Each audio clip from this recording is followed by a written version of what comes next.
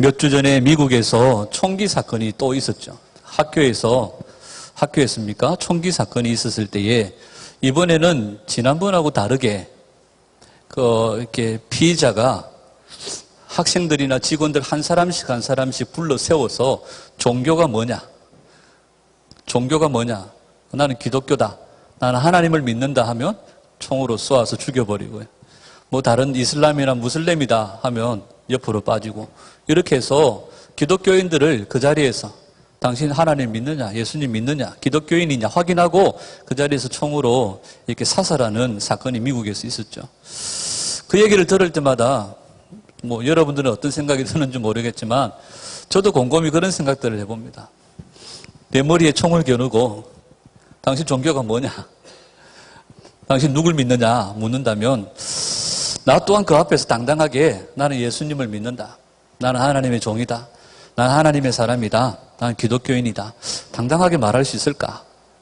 수년 전에 우리나라에서 아프가니스탄이 2007년도에 아프가니스탄 샘물교회 성도들이 납치되었을 때도 마찬가지고 한국에 앉아있는 성도들이 대부분의 한국 성도들이 여러 가지 양갈래의 생각들을 가진 사람들이 많이 있었습니다. 어떻게 이슬람, 아프가니스탄, 탈레반 걔네들 앞에서 당당하게 예를 들면 죽여라, 이렇게 못할까? 이렇게 하면서 좀 더 당당하지 못할까? 어떤 사람들은 이해가 간다, 이렇게 양갈래가 되어졌죠.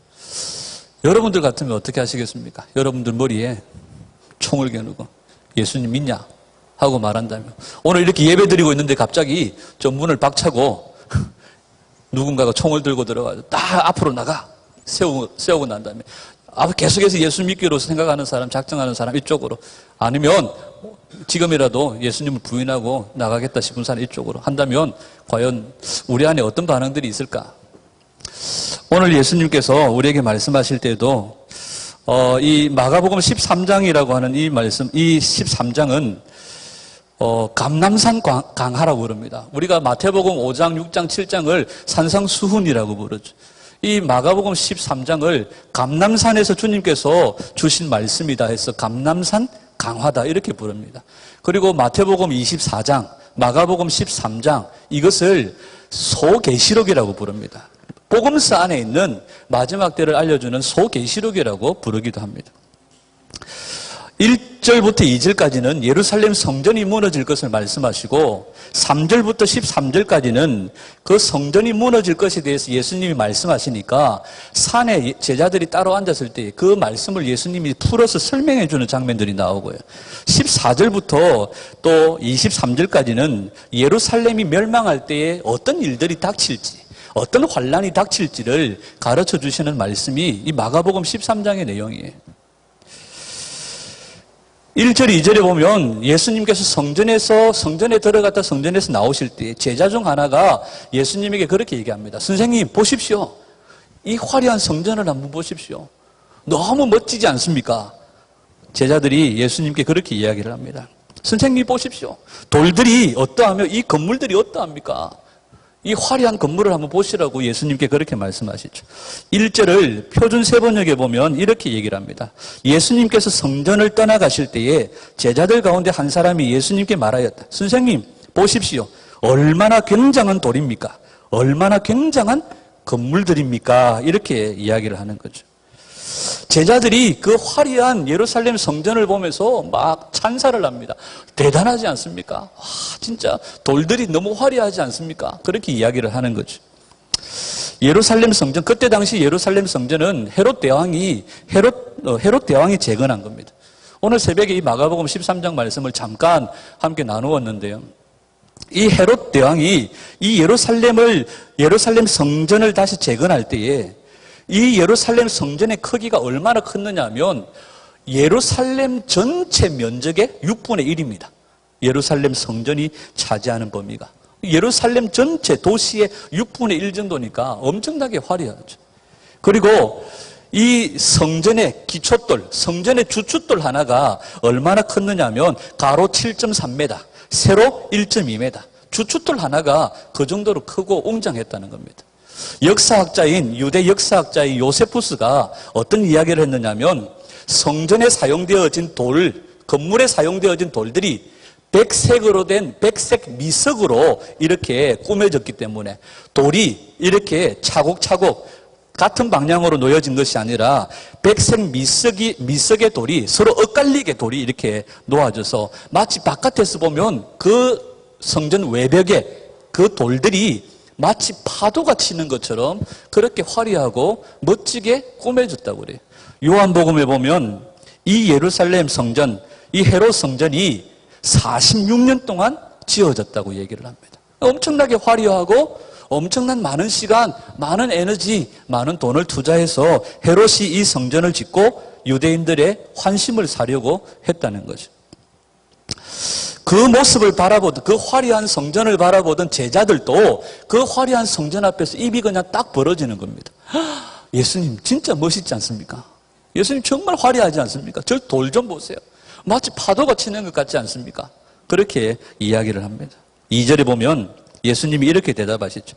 제자들은 감탄해. 제자들은 정말 놀라워가지고 예수님께 질문을 던졌는데 예수님의 반응은 조금 시큰둥합니다. 네가 이 큰 건물들을 보느냐? 돌 하나도 돌 위에 남지 않고 다 무너뜨려지리라. 다시 표준 세번역에 보면 이렇게 말합니다. 예수님께서 그에게 말씀하셨다. 너는 이 큰 건물들을 보고 있느냐? 여기에 돌 하나도 돌 위에 남지 않고 다 무너질 것이다. 이렇게 말하는 거예요. 제자들은 화려한 성전을 바라보면서 멋있죠 주님, 정말 대단하죠 주님, 이렇게 말씀하시는데 야, 그것 가지고 놀라냐? 이게 돌 위에 돌 하나도 얹혀져 있지 않고 다 산산조각 무너질 것이다. 그렇게 말씀하시는 거예요. 예수님이 말씀하시는 것 들으면서 제자들이 좀 황당했을 것 같아요. 이 화려한 성전이 파괴가 된다. 이 유대인들의 마음속에 성전이라고 하는 것은 자신들의 뭡니까? 이게 자부심이고 자존심이고 이 성전만 있으면 자신들은요 굶어도 될 정도로 이 성전은 자기들의 자부심이었습니다. 이 성전이 그런데 무너지고 돌 위에 돌 하나도 남지 않고 다 무너지는 파괴될 날들이 온다는 것을 예수님이 말씀하시는 거예요. 사실 제자들이 바라보는 것은 성전 건물의 외형적인 모습입니다. 외형적인 화려한 모습이에요. 그런데 예수님이 바라보시는 모습은 성전 외형적인 화려한 모습이 아니라 내부에, 성전 내부에 부패하고 타락한 모습들을 주님은 바라보고 계시는 거죠. 성전 외형의 화려한 모습이 파괴의 원인이 아니라 성전 내부의 부패함과 성전 내부의 타락함 때문에 주님은 이 성전이 무너질 거라고 말씀합니다. 너희들이 그렇게 붙들고 자존심처럼 다른 거 다 포기해도 포기할 수 없는 이 성전을 붙들고 그렇게 몸부림치지만 이것마저도 다 무너질 것이다. 이것마저도 다 회파될 것이다. 예수님께서 마지막 십자가를 지시기 전에 예루살렘에 들어가실 때 사람들이 환호합니다. 호산나 다윗의 자손이야. 자신들을 구원할 메시아가 오셨다고 환영하고 환호를 지르면서 예수님을 맞이합니다. 예수님이 제일 먼저 예루살렘에 들어가셔서 성전에 들어가시죠. 성전에 들어가셔서 비둘기 팔고 돈 바꾸는 사람들의 상을 둘러 엎으시면서 예수님이 말씀하십니다. 내 집은 만민이 기도하는 집이라 일컬음을 받을 것이라 하지 아니하였느냐. 그런데 너희들이 이 만민이 기도하는 집이라고 일컬음을 받을 이 집을 강도의 소굴로 만들었다 하면서 주님이 분노하시면서 성전에서 돈 바꾸고 비둘기 파는 자들의 상을 둘러 엎어버리십니다. 실제로 예수님께서 말씀하신 대로 AD 70년에 예루살렘 성전은 완전히 무너집니다. 로마 장군 티투스에 의해서 예루살렘 성전은 완전히 해파되어져 버리죠. 요세푸스가 그렇게 기록합니다. 돌 위에 돌 하나도 남지 않을 정도로 철저하게 파괴될 것이라는 예수님의 예언은 적나라하게 모두 그대로 다 성취되어졌다고 얘기합니다. 그러면서 이렇게 표현을 해놨습니다. 화염이 치솟았을 때 그 성전이 폐허가 되고 있었다. 그리고 제사장까지 학살당했다. 건물이 세워져 있었다고 믿을 만한 근거를 찾아볼 수 없을 정도로 완전히 파괴되었다. 요세푸스가 그렇게 기록을 하고 있어요. 여러분, 예수님께서 오늘 마가복음 13장을 통하여 예루살렘 성전에 대해서 말씀하시고 이 예루살렘 성전의 무너짐은 곧 그때 당시 예루살렘 성전의 무너짐만을 얘기하는 것이 아니라 마지막 종말의 때에 우리에게 닥칠 일들을 미리 예수님께서 말씀하신 것이다. 그렇게 말하죠. 오늘 본문이 우리에게 주는 첫 번째 교훈은 여러분, 신앙은 외적으로, 외형적으로 사람들에게 보여지는 모습, 우리의 겉모습, 아, 저 사람 참 믿음 좋다. 아, 저 사람 참 신앙이 좋아 보인다. 아, 저 사람 참 괜찮은 사람이다. 이거 아무 소용없다는 거예요. 하나님께서 사무엘을 통하여서 이스라엘의 두 번째 왕, 하나님이 원하시는 왕을 세우실 때에 하나님은 사무엘에게 누구의 집으로 내려가라고 합니까? 이새의 가문으로 내려가라고 말씀합니다. 이새의 집으로 내려가서 기름병을 들고 이새의 집에 내려갔을 때에 이새의 아들들을 쫙 그 앞으로 통과시킵니다. 첫째 아들 엘리압 통과. 야, 사무엘의 마음에 보니까 생긴 것도 준수하고 키도 크고 너무 잘생겼고 아주 빼어납니다. 하나님, 이 사람이 맞겠네요. 이 사람이 하나님이 세우시는 사람이 맞겠네요. 하나님, 부을까요? 기름 부을까요? 아니다. 너는 그 사람의 겉을 보지만, 그 사람의 외형을 보지만 나는 그 사람의 마음 중심을 본다. 이 사람은, 야는 내 저울에 합당하지 않다는 거예요. 7 아들을 다 통과시켰습니다. 더 없냐? 마지막 막내 다윗이 양을 치고 있는 가운데서 하나님께서 그를 사무엘이 그를 불러오게 하고 그가 지나갈 때에 하나님이 이 사람이라고 얘기를 하는 거죠. 다윗의 아버지도 다윗의 가문의 모든 형제들도 사무엘도 다윗이 아니라 다윗의 형님 중에서 기름 부음을 받을 만한 왕이 있을 거라고 생각했지만 사람들의 생각은 다 달랐다는 거예요. 다 틀렸다는 겁니다. 이 사람도 아니고 이 사람도 아니고 이 사람도 아니고 양을 치고 있는 형편없는 다윗이 하나님의 기름 부으심을 받았습니다. 너희는 외모를 보거니와 나 여호와는 중심을 본다고 말씀하시죠. 여러분, 오늘 우리가 이 말씀을 통하여 먼저 살펴볼 것은 하나님께서 주목하여 보시는 부분은 우리의 신앙의 외적인 부분이 아니라는 겁니다. 신앙의 외형적인 부분이 아니라는 겁니다. 야, 저분 정말 예를 들어 헌금 잘하고 봉사 잘하고 열심히 기도하고 열심히 남들이 보기에 잘하고 사람들이 보기에 평판이 좋을 만한 거. 주님은 그거 말하지 않는다는 거죠. 하나님은 외형적인 부분이 아니라 그 사람의 마음의 중심을 보신다는 겁니다. 그 내면의 중심을 보신다는 거죠. 성전의 외형적인 아름다운 모습, 화려한 모습들이 아니라 성전의 내부에 타락하고 부패한 모습들을 주님이 보시고 그 성전을 무너뜨리시고 돌 위에 돌 하나도 남지 않도록 주님이 철저하게 무너뜨려 버리신다는 겁니다. 고린도전서에 보면 주님은 우리가 성전이라고 말합니다. 예수님이 우리 안에 거하시고 성령이 우리 안에 거하십니다. 우리가 성전입니다. 성전된 우리가 정말 주님을 모시고 외형적인 화려함보다도 내면 중심에 예수 그리스도가 나의 주인이 되어지고 철저하게 우리 안에 그 죄에 대한 애통함과 통회함으로 정결하게 주님 앞에 설 때에 주님께서 인정하신다는 거죠. 저도 종종 설거지를 합니다. 그런데 하고 나서도 욕을 들을 때가 많아요. 좀 깨끗하게 하지. 난 열심히 닦았는데 하고 나서 보면 밥풀떼기가 묻어 있기도 하고 고춧가루가 묻어 있기도 해요. 근데 어쩌다가 이제 설거지를 잘 해놓고 엎어놨는데 다음에 이게 밥을 예를 국이나 밥을 떨려고 살짝 제가 그릇을 떨었는데 밥풀이 안 떨어지고 예를 들면 고춧가루가 안 떨어지고 이렇게 묻어 있는 게 보여요. 그러면 안 볼 때에 쓱 닦아버리고 그냥 밥을 퍼거나 국을 담아서 이렇게 아무도 모르게 내어 놓을 때가 있습니다. 누가 말할까요? 저만 알죠. 근데 우리 하나님은 성경을 통해 우리에게 말씀하십니다. 집안에 금그릇도 있고 은그릇도 있고 여러 가지 예를 사기그릇 여러 가지 그릇들이 있지만 주님께서 금그릇이라고 쓰는 것 아니고 은그릇이라고 쓰는 것 아니고 주님은 어떤 그릇을 쓰신다? 깨끗한 그릇을 쓰신다는 것이죠. 여러분, 우리가 주님 앞에서 깨끗한 그릇 되기를 소원하고 여러분 외형적으로 보여지는 사람들에게 참 저 사람 괜찮다. 저희 집 사람이 저보고 한 번씩 신경질 나면 저한테 그런 얘기해요. 당신은 사람들에게 괜찮다는 소리 듣는 게 좋지. 이런 얘기를 합니다. 사람들에게 괜찮다. 아, 저 사람 참 사람 좋다. 이런 말 듣는 거 그게 중요하냐고 좀 이렇게 속을 바꾸라고 저보고 할 때가 있는데 여러분, 주님은 우리의 중심을 보십니다. 주님은 우리 내면의 동기까지도 보세요. 우리 마음의 계획도 아시고 우리 마음에 어떤 동기로 그 일들을 하는지 무슨 계획을 세우는지 주님은 우리의 중심을 다 아신다는 거예요. 오늘 우리가 이 말씀들을 통하여 성전의 화려한 모습, 외형적인 화려함을 보면서 대단하다고 놀라워하는 제자들에게 주님이 말씀하시는 것 같아요.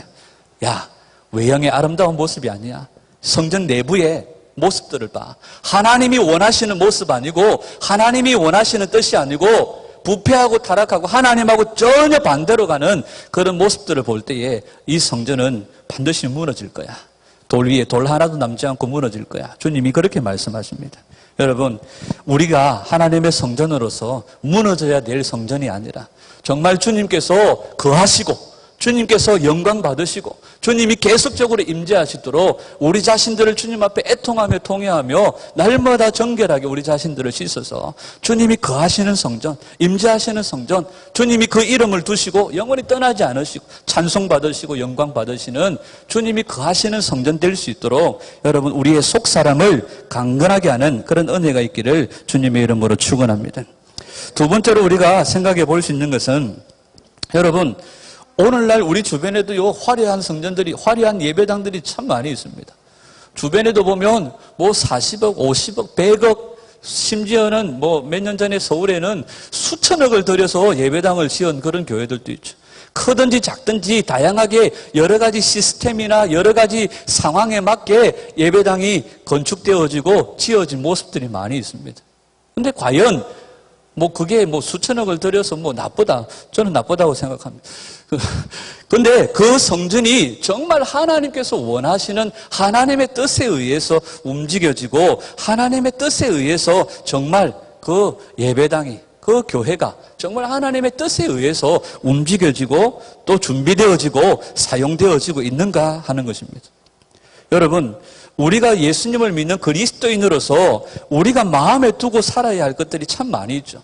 그런데 그 마음에 두고 살아야 될 것 가운데 정말 중요한 것은 뭐냐 하면 이것이 하나님의 뜻이냐 하나님의 뜻이 아니냐는 겁니다. 하나님의 뜻이냐 하나님의 뜻이 아니냐. 왜? 우리가 왜 하나님의 뜻이 아니냐 하나님의 뜻이냐.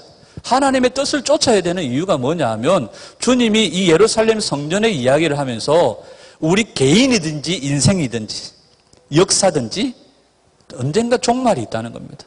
언젠가 우리 인생을 마치는 날이 있다는 거죠. 여러분, 지난주엔가 우리나라에서 일어났던 그 사건 내용을 여러분들이 뉴스를 통해서 보신 적이 있을 텐데요.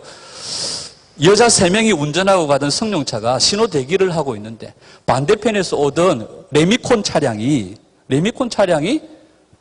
신호를 위반하고 신호를 위반하고 건너오다가 오토바이를 피하려고 하다가 레미콘이 넘어가면서 신호 대기하고 있는 승용차를 덮쳐버렸어요. 그 승용차를 덮쳐버리고 아무 애꿎은 승용차 신호 대기하고 있던 승용차에 타고 있던 여성 3명이 그 자리에서 레미콘 차에 깔려서 사망하는 사고가 있었습니다. 정말 황당한 거죠. 나는 그냥 신호 대기만 하고 있었을 뿐인데 오늘도 아무 일도 없고 오늘도 평상시처럼 나는 거기를 갈 거고 아무 일 없이 사람들하고 만나서 교제하고 여전히 하루를 살고 또 내일을 살 거라고 생각했을 겁니다. 그 3사람이 신호를 대기하고 있으면서 오늘이 내 인생의 마지막 날이라고 생각하지는 않았을 겁니다. 못했을 겁니다. 근데 그 신호 대기가 그 사람들의 인생의 마지막이라고는 생각을 못했을 거라는 거죠. 그런데 저는 더 안타까운 게 뭐냐면 그 3명의 여성들이 어디 갔다 오던 길이었느냐? 교회 갔다 오다가. 참 마음이 그렇더라고요. 마음이 아프더라고요. 교회 갔다 오다가 집에 가는 길에 신호 대기하고 있다가 이 돌연사고를 당함으로 그날 그 예배가 마지막 예배가 되어져 버렸다는 거죠. 이게 그냥 제가 괜히 마음 부담 주려고 하는 얘기가 아니라 언젠가 우리는 우리 인생을 마지막 마치는 날이 있다는 거죠. 언젠가 우리 인생에 마지막이 있고 또 이 세상에 마지막이 있다는 것을 주님이 말씀하십니다. 곧 우리는 하나님 앞에 선다는 거죠. 하나님 앞에 서게 될 것이고 로마서 14장에 보면 이렇게 얘기합니다. 로마서 14장 11절 12절 기록되었을 때 주께서 이르시되 내가 살았노니 모든 무릎이 내게 꿇을 것이요 모든 혀가 하나님께 자백하리라 하였느니라. 이러므로 우리 각 사람이 자기 일을 하나님께 직구하리라 그렇게 말씀하세요. 우리가 날마다 겸손하게 하나님 앞에서 우리 자신들을 세워야 될 이유는 뭐냐면 우리 모두가 다 언젠가는 하나님 앞에 설 거라는 거죠.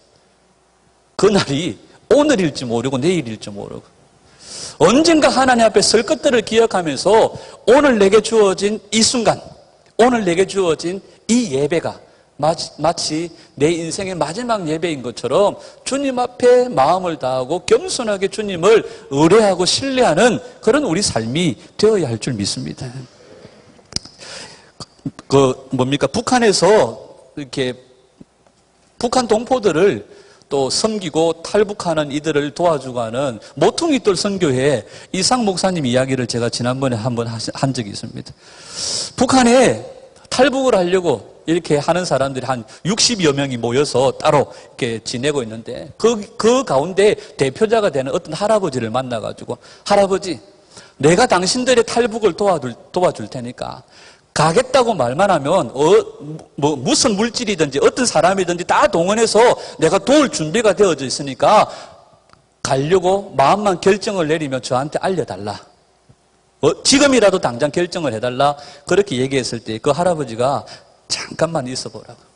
그래도 내가 하나님을 믿는 사람인데 내가 이 북한을 떠나서 탈북을 해야 될지 말아야 될지 그래도 물어봐야 되지 않겠나. 하나님께 물어보고 올 테니까 잠깐만 기다려달라. 그러게 하고 이 할아버지가 잠깐 어둠 속으로 사라진 뒤에 조금 뒤에 돌아왔어요. 돌아와가지고 하는 말이 하나님께서 이곳에 있는 것이 하나님 뜻이라고 합니다. 우리는 가고 싶지만 하나님께서 우리를 통하여서 이곳에서 하실 일이 있다고 합니다. 그래서 우리는 가지 않겠습니다 하고 결정하는 거예요. 이 이상 목사님이 그 할아버지에게 물었습니다. 할아버지, 왜 그러면 탈북하려고 하셨어요? 왜 북한을 떠나시려고 하셨습니까? 했을 때에 그 할아버지와 함께 있던 사람들이 눈물을 흘리면서 하시는 말씀이 그래요. 찬송 한번 제대로 부르고 싶었어요. 정말 주님 앞에 아무 부담 없이 아무 방해받지 않고 예배 한번 제대로 드리고 싶었어요. 주님 앞에 찬송 한번 목 놓아서 제대로 부르고 싶었어요. 다른 이유 하나 없고 오직 그것밖에 없었다는 거예요. 근데 우리는 마음껏 예배할 수 있고 마음껏 찬양할 수 있고 마음껏 예배당에 나와도 누구 하나 잡아가지 않는데도 우리는 이 예배를 너무나 소홀하게 여길 때가 많죠. 여러분, 오늘 마가복음 13장을 통하여 주님은 우리에게 말씀하십니다. 우리 모두에게 모두 다 우리 인생의 마지막이 있고 역사의 마지막이 있고 우리 모두가 다 언젠가 하나님 앞에 서게 될 것이고 우리가 행한 모든 일들을 하나님 앞에 직구하게 될 것이라는 거죠. 그날을 우리가 생각하고 믿는다면 여러분, 오늘 하루가 내 인생의 마지막인 것처럼 주님 앞에 찬송을 하나 해도 진액을 쏟아서 정말 주님 앞에 내 드리는 이 찬양이 오늘 내 마지막 찬양인 것처럼 주님 앞에 전심을 다해서 드릴 때에 외형적인 화려한 모습이 아니라 제가 집에 가면 저희 딸한테 맨날 혼나요. 박자 좀 제대로 지키세요. 좀. 미안하다. 애드립이었다. 무슨 애드립도 그렇게 정확하게 애드립을 갖다가 날마다 그래 어김없이 그렇게 막 하냐고 맨날 혼나요. 그러면 살짝 피해가지고 하면 저희 아들이 또 그래요. 아니 기타에 좀 제대로 맞춰가지고 이게 좀 이렇게 제대로 이렇게 전주에 맞춰서 딱 좀 제대로 못 들어오냐고 막 뭐라 해요. 그럼 집에서 막 싸웁니다. 야, 인도자 따라서 반주가 들어와야지. 그럼 인도자가 반주 따라갈까? 이러면서 막 서로 막 싸우고 막 싸우는 건 아니고 서로 이제 자기 주장을 하고 막 그러거든. 우리는 언제든지 얼마든지 또 여러 가지 악기나 여러 가지 방법들을 통해서 하나님을 찬양할 수 있고 예배할 수 있고 누구 하나 여러분들 예배당에 나와서 기도한다고 목사가 나가세요. 제발 부탁인데 왜 주중에 와가지고 이렇게 귀찮게 하냐고 절대로 말하지 않지 않습니까? 얼마든지 예배하고 찬양해도 우리나라는 아직까지 잡아가지는 않습니다. 여러분, 언젠가 우리 주님 앞에 서게 될 것이. 주님 앞에 섰을 때, 야, 너 뭐 하다 왔냐? 너 뭐 하다 왔냐? 글쎄요. 잘 기억은 안 나지만 열심히 예배당에 왔다 갔다 하긴 한 것 같은데, 주님 앞에 할 말이 없는 우리의 모습이 아니라, 주님 앞에 섰을 때에, 우리가 주님 앞에 직구하기 전에, 주님이 우리의 얼굴을 바라보실 때, 야, 난 네 때문에 너무 고맙다. 야, 난 너 때문에 너무 고맙다. 내 마음이 너무 흡족하다. 너 때문에 내 마음이 너무 흡족하다. 저 주님 앞에 그런 칭찬받는 그런 저와 여러분들이 되기를 간절히 소원합니다. 우리 모두 다 외형적인 화려한 모습들이 아니라 좀 세련되지 못하여도 여러분들이 저도 마찬가지잖아요. 여러분들이 저를 잘 알지만 세련된 부분이 없잖아요. 주중에 간혹 제 예배당에 왔다 갔다 하다가 그냥 아주 편한 바지 입고 다니다가 막 권사님한테 들키고 막 몰래 들어가고 해도 전혀 우리끼리는 불편함이 없잖아요. 어저께도 전두희 권사님 막 준비한다고 왔다 갔다 하는데 저는 아주 수면 반바지 입고 왔다 갔다 해도 뭐 가족이니까 전혀 불편함이 없는 거예요. 근데 다른 사람들이 볼 때는 좀 불편함이 있을 수 있겠지만 우리가 주님 앞에 나와서 예배당에서 함께 교제하고 예배하고 주님을 향하여 주의 이름을 부르고 예배하는 거 여러분 아무 불편함이 없어야 될 줄 믿습니다. 여러분 우리는 언젠가 주님 앞에 서게 될 것이고 주님 앞에 우리의 행한 일들을 다 직고하게 될 것이고 여러분 이 세상은 죄악이 관영하여 자기를 사랑하고 돈을 사랑하고 여러 가지 악의 일들이 넘쳐나지만 여러분 우리 믿는 우리가 한 사람 한 사람 거룩하고 정결하게 바로 서서 하나님을 향하여 예배자로 온전하게 서 있으면 주님 앞에 섰을 때에 야, 나 그때 너 예배하는 그 모습 아무도 없는 홀로 너 혼자 예배당에서 예배하던 그 모습 나 다 봤다? 나 다 안다? 너 혼자 몰래 예배당에서 숨죽이며 흐느끼며 울었던 그때 내가 다 들었다? 내가 다 봤다? 주님이 말씀하시고 우리 눈에 눈물을 닦아주시고 야 내가 다 안다. 나 너 때문에 너무 그때 마음이 좋았어. 나 너 때문에 내 마음이 너무 좋았다. 주님께서 우리를 향하여 그렇게 칭찬해 주시고 어루만져 주시는 그런 은혜를 경험할 수 있도록 힘있게 달려가는 저와 여러분들 되시기를 주님의 이름으로 축원합니다. 기도하겠습니다.